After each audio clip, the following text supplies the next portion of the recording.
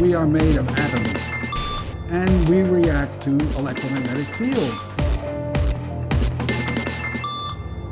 It takes roughly 15 to 20 years for tumors to develop. Cell phones are shortening that to 10 years. You cannot reverse it, you cannot heal it, and brain tumors are very difficult to treat. So we need to look at prevention, and prevention is not to be exposed.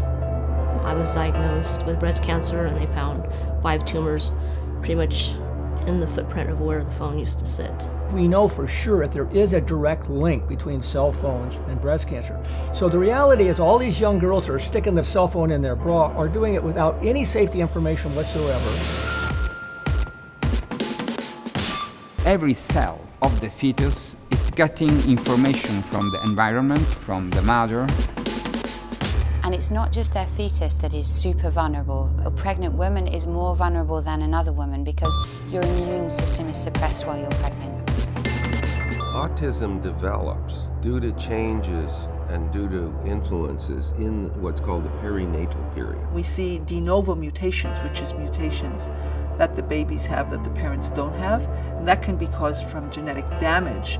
What we are witnessing is a real epidemiological change. The classroom context just magnifies any potentially harmful effects that are introduced by this new technology. We focus on the router that is on the ceiling, but we're forgetting to think about all of these 25 additive energy producers in the room. Far exceeds the amount of energy being produced by that single wireless router that's on the ceiling. We've got an analogy of a classroom being the inside of a microwave oven. I would predict that the cancer you're going to see elevated in children is going to be leukemia. We would never mandate spraying a DDT in classrooms, children to ingest lead, and yet we're talking about 2B carcinogens.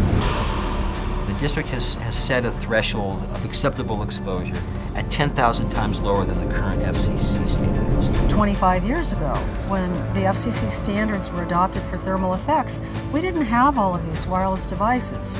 I look at the World Health Organization, I look at my government and the education authorities and the groups like the Department of Health. The wireless industry spends $100 million a year lobbying the Congress. They have very good access to the FCC, so it's really hard to go up against the economic and political power of this industry, even when you have the facts on your side. It's very hard to find truly unpolluted advice.